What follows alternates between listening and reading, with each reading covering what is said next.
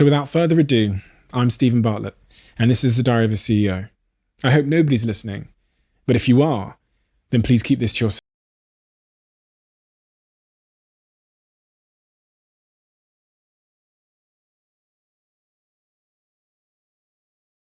I feel like I owe you a debt of gratitude, and I want to say thank you for the impact you've had on my life. And I'll point at the specific impact you've had on my life. And you asked me before we started recording why this podcast had been successful. One of the reasons is actually something I've gained from reading and listening to your work, and that's this real commitment to trying to be your true self and trying to be your truth. This podcast wouldn't be successful, and I wouldn't have been successful in terms of pursuing myself had I not understood the importance of truth across all facets of life and in my relationships, which is a real pivotal thing for me. And that's thanks to your work. So what's changed in your relationships as a consequence of that? So I believe it's really difficult to truly connect with someone if you're not speaking and being your truth. And I wasn't. I think I was wearing a mask in my relationships in the context of I didn't express how I was thinking and feeling. I was trying to be who I thought my partner wanted me to be.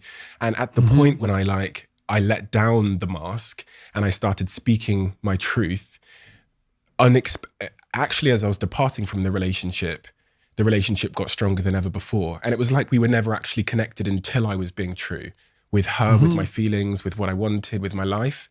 And since then, I would categorize my relationship as being the strongest thing I've ever seen in terms of a romantic connection with someone. And so when you were starting to talk in your relationship in a more truthful manner, what did that mean that you had to admit? I mean, you just said that part of it was a disconnect between who you were trying to be and who you really were. So that's a persona issue, right? So you think maybe, and everyone has this proclivity to some degree, is they're deeply self-conscious and uncertain. And so instead of allowing the person they're with to connect with that underlying uncertainty and inadequacy, they act out a persona. Yeah. And then the problem is that, well, perhaps the person falls in love with that persona, but there's no real connection there. It's an artifice. And, having said that, one of the things that Carl Jung, the great psychotherapist, said about a persona is, don't be thinking that you're better off if you never formed one. So for Jung, it was a voyage from, say, undifferentiated self in infancy and so forth, through persona to authenticity, because you have to act out your ideals to some degree, right? And you also have to formulate a avatar of yourself in some sense that's a mediator between you and other people in casual social encounters. Like, you don't want to walk into the bank and have the teller tell you about his or her day when you say, "How are you doing?" Right? I mean, now and then that can happen, but generally it's too much intimacy too quickly. And so you need this functional shell. But the problem arises when that functional shell is all that there is. And then the real person underneath is just desperate and unhappy because nothing of what's being acted out reflects a true underlying reality. What is the consequence, the long-term consequence of acting? So many people, especially because of the world I live in Instagram and social media, we kind of build out these personas and then we almost follow the implicit instructions that come with those personas. Well, that's the problem right there, is that, that I'm trying to get a hold of the Disney people at the moment because I want to do a lecture series on Pinocchio, because I think Pinocchio is a brilliant work of art.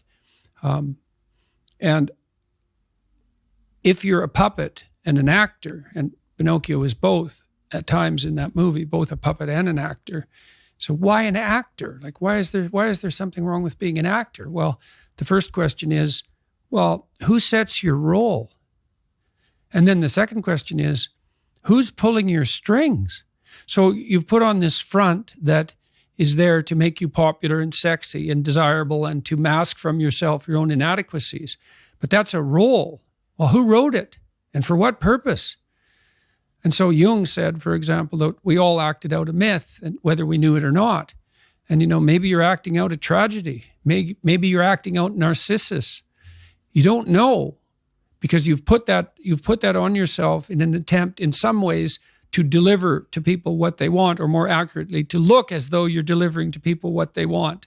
And it's not nothing to do that, right? Because at least you're attempting in some sense to adapt to the social world. Someone who's really infantile and dependent, someone who's never left home, part of their problem is that they haven't crafted a persona. So you don't want to denigrate it entirely, but it's no substitute for the real thing. And it turns out that not only is what we want from each other the real thing, but that's also the adventure of your life. And so if you aren't truthful, and that means, unfortunately, especially at the beginning, when you start to be truthful, it means deeply coming to terms with your inadequacies in humility. So it's very painful. Without that, you don't have the adventure of your life. You have the role that you've acquiesced to.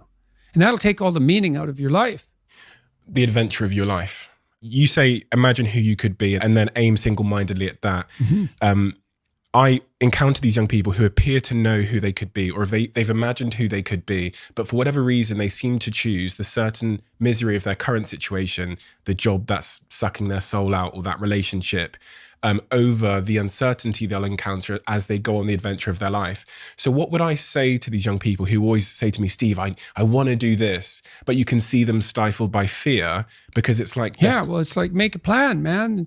So when I was doing my clinical work, which I did a lot of career work with my clients, both at a beginner level, I would say, like really a beginner level, with people who had no employment whatsoever, no history of employment, who were undereducated and who lacked every skill you could possibly imagine. So these were people who were really in dire straits, up to people who were operating at the top of their profession, but who could still strategize forward. And so, for example, let's say you're at a dead end in your job.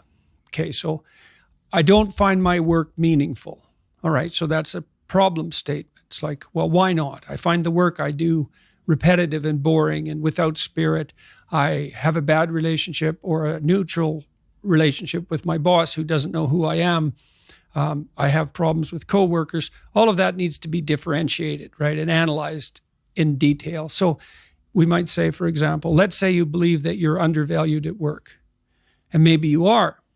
What you need to do is you have something to say, and we would have to figure out what it is that you have to say. But it would be some variant of, I'm bringing more value to the table than I'm being compensated for, and that's demoralizing me. And it's also not good for you being my boss, because if I'm actually more valuable than is being recognized, then the fact that you're not valuing me properly means that I will become demoralized, I won't work properly, and you won't get the best out of me. So it's bad for both of us. And if your boss is in principle not amenable to such a discussion, then what you should seriously consider doing is finding another job.